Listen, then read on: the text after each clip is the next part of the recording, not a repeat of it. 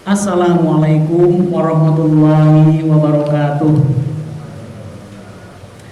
Alhamdulillahilladzi arsala rasulahu bil huda wa dinil haqq liyudhhirahu 'ala dini kulli wa kafa billahi syahida.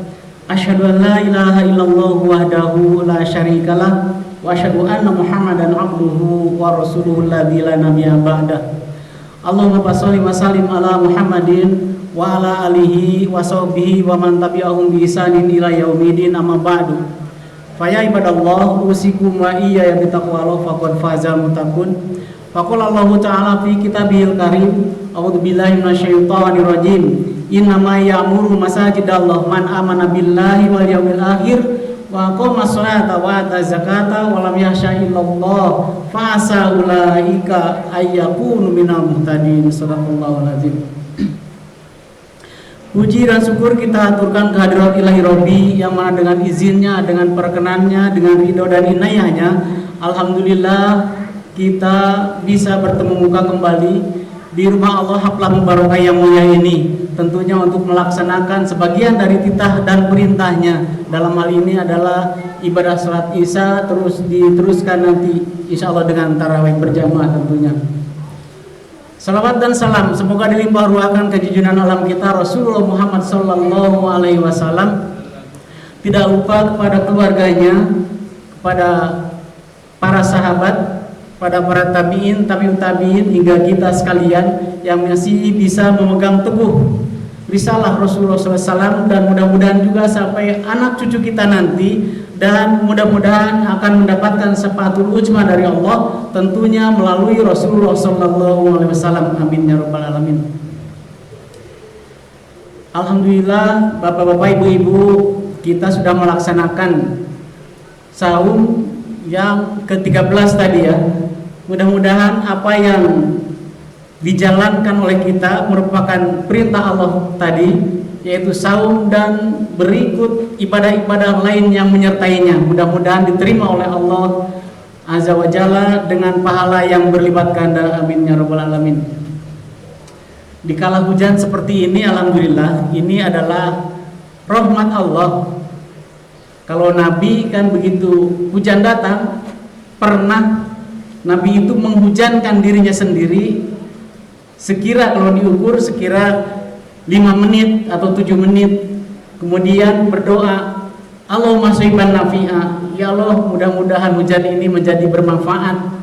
Itu diantaranya. Dan bagi orang kita, terutama orang Sunda, dengan hujan ini mungkin sudah menjadi sugesti dari dulu.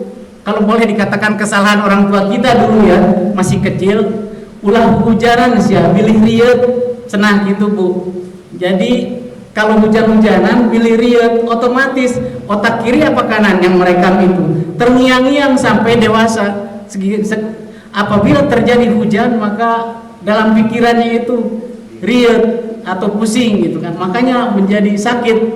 Itu adalah ada will dari dalam sendiri, karena sudah terekam dari kecil dari perkataan orang tua tadi.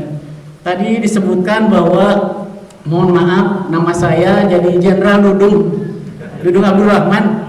Saya Dudungan Bari dari Bekasi, Pak Bu, yang sehari-harinya ada di Terminal Dago gitu, dekat.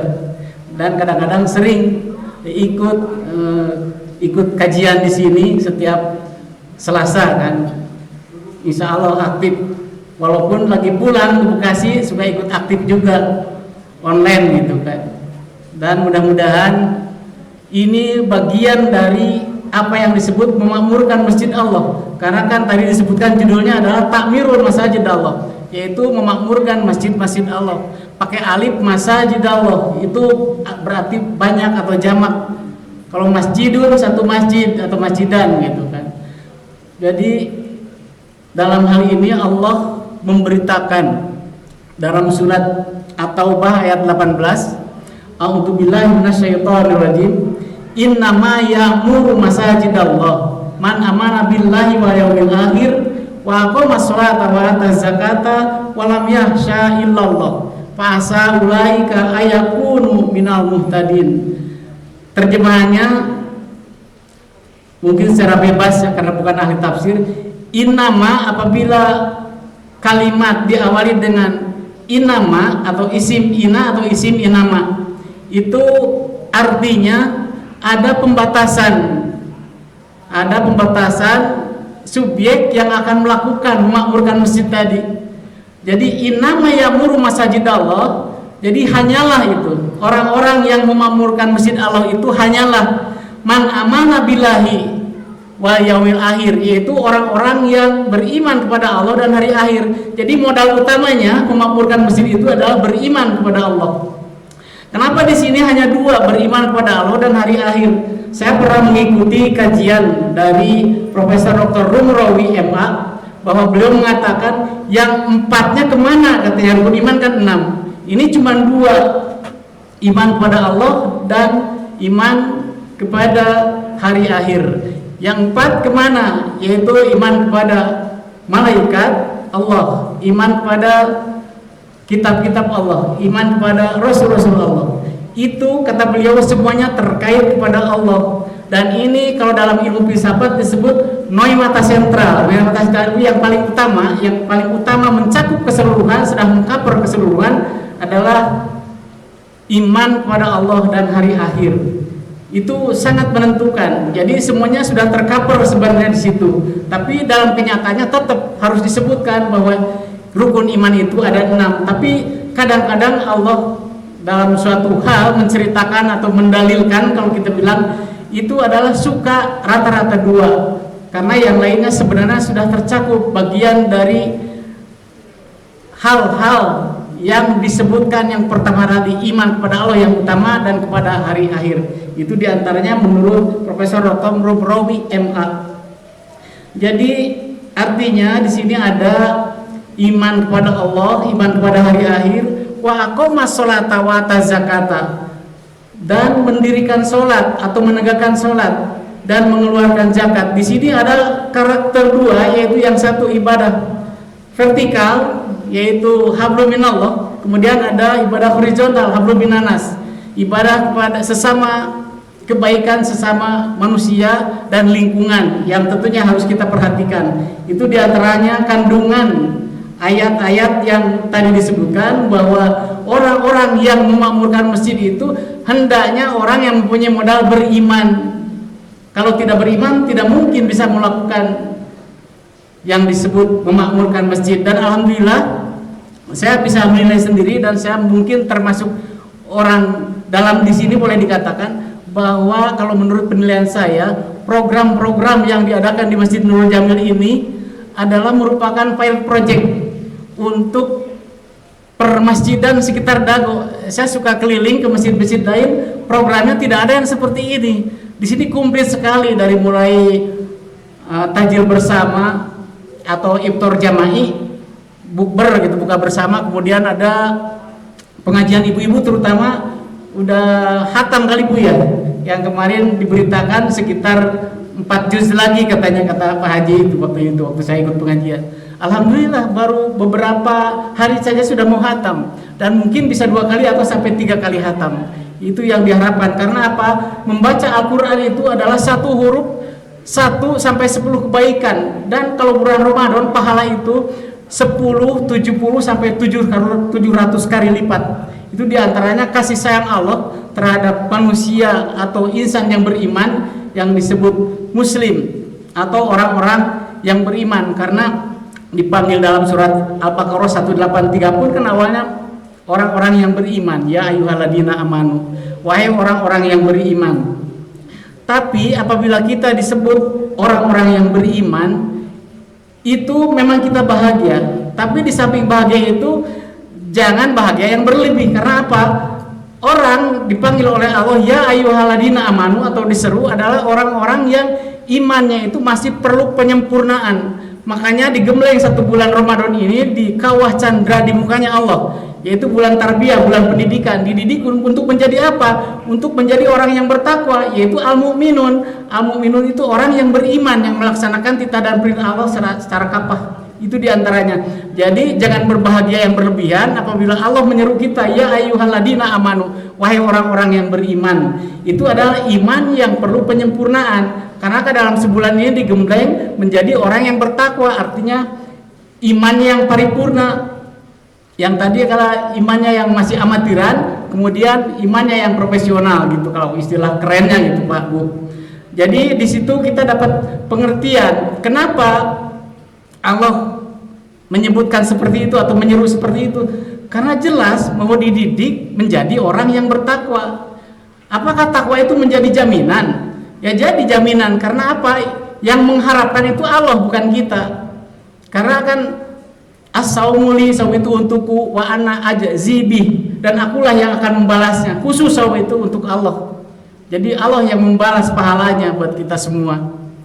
Nah dengan demikian maka saum dan kegiatan-kegiatan lainnya yang merupakan penunjang bagi saum itu sendiri maka kita laksanakan secara kafah karena pahalanya luar biasa. Bulan ini adalah bulan tarbiyah, bulan olimpiade, bulan yang di dalamnya penuh dengan pertandingan, yaitu pastabikul khairat, berlomba-lomba dalam kebaikan. Apapun yang namanya kebaikan, menurut Syekh Yusuf Qaradawi, baru duduk-duduk saja di teras masjid menunggu waktu sholat itu sudah dianggap memakmurkan masjid Allah.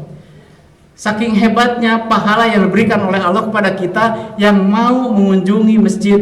Itu diantaranya.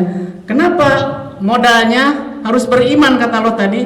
Karena di ayat sebelumnya disebutkan, di ayat At-Taubah ayat 17, A'udzubillahi minasyaitonirrajim. Maka nalil musyrikina ayyamuru masajidallah syahidina ala anfusihim bil kufr ulaika habitat a'maluhum wa fin narihum khalidun. Artinya kurang lebih, makana tidaklah pantas lil musyrikina, bagi orang-orang musyrik, ayyamuru masajidallah, memakmurkan masjid-masjid Allah, syahidina ala anfusihim, mereka itu mengaku dirinya sendiri, bil kufur, sebagai orang kafir, ulaika habitat a'maluhum, ulaika mereka itu habitat, sia-sia, a'maluhum, amal mereka, wa fin narihum khalidun, dan mereka kekal di dalam neraka. Itu diantaranya. Jadi yang tadi itu dasarnya itu kenapa Allah menyebutkan memakmurkan masjid itu harus punya modal. Modalnya apa? Yaitu beriman. Karena apa? Di sini awalnya itu kalau boleh dirunut ke belakang, bahwa ada seorang paman Nabi yang masuk Islamnya belakangan, yaitu Al-Abbas. Al-Abbas itu seorang paman Nabi yang masuk Islamnya baru tahun kedua Hijriah. Waktu itu, waktu perang Badar, dia itu mengikuti atau bergabung bersama kaum musyrikin menyerang Rasulullah. Dan setelah perang selesai dan kaum muslimin dimenangkan oleh Allah, akhirnya banyak tawanan yang didapat, sehingga paman Rasulullah itu termasuk orang yang ditawan oleh kaum muslimin. Dan Rasulullah itu musyawarah dengan para sahabat, terutama dengan Abu Bakar, bagaimana ini caranya orang-orang yang ditangkap ini, yang menjadi tawanan perang tadi. Kata Sayyidina Abu Bakar, begini ya Rasulullah, coba dibikin semacam tebusan atau denda, atau memberikan jasa.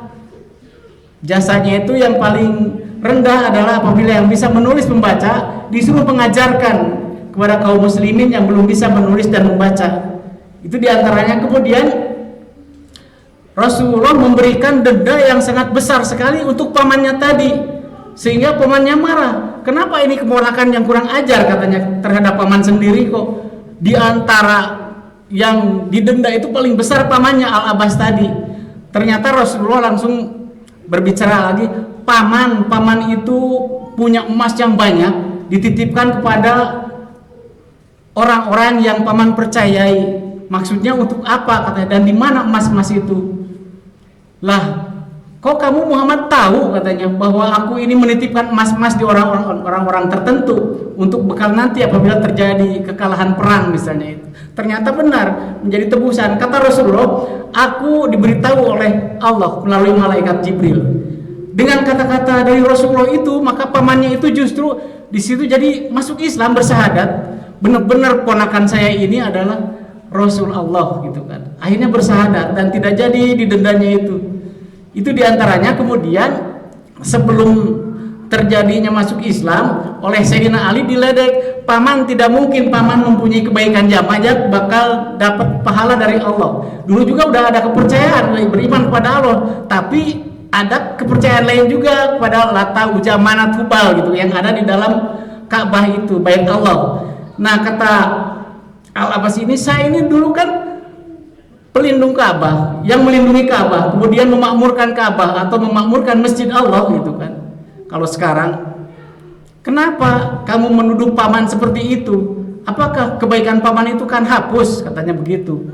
Akhirnya setelah terjadi perdebatan seperti itu, maka pamannya memang benar-benar masuk Islam kembali ke dalam ke jalan yang benar, mengikuti keponakannya itu Rasulullah Muhammad SAW. Itu diantaranya sebagai dasar atau asbabun nuzulnya ayat yang tadi, surat At-Taubah ayat 18, bahwa orang yang membangun masjid itu harus yang beriman kepada Allah. Nah, mudah-mudahan bukan khutbah ya, kultum yang 17 menit ini mudah-mudahan bisa bermanfaat bagi kita sekalian, dan marilah kita melaksanakan taraweh supaya mungkin kalau kelamaan nanti jadi ngantuk pulangnya atau ada kegiatan lain untuk mengaji juga nanti jadi helai gitu ya. Harus minum kopi dulu Bu, persiapan. Mudah-mudahan apa-apa yang disampaikan menjadi ibrah atau pelajaran dengan dua ayat yang saya sampaikan. Barakallahu li wa lakum, billahi taufiq wal hidayah. Wassalamualaikum warahmatullahi wabarakatuh. Aqimis shalah.